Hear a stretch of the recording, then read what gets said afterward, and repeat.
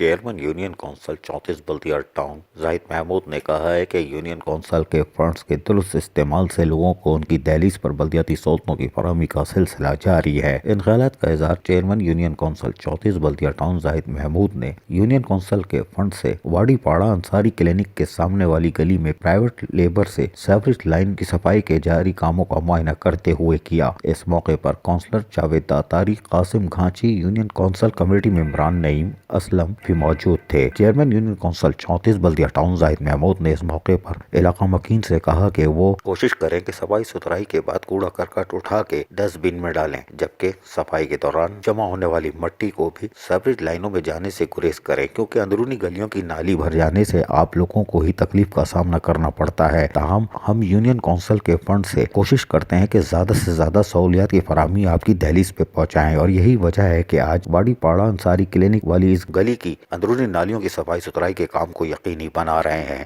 شہریوں کا تعاون ہمیں فوری طور پر درکار بھی ہے۔ عزیز عارف، KBS بلدیاتی نیوز، کراچی۔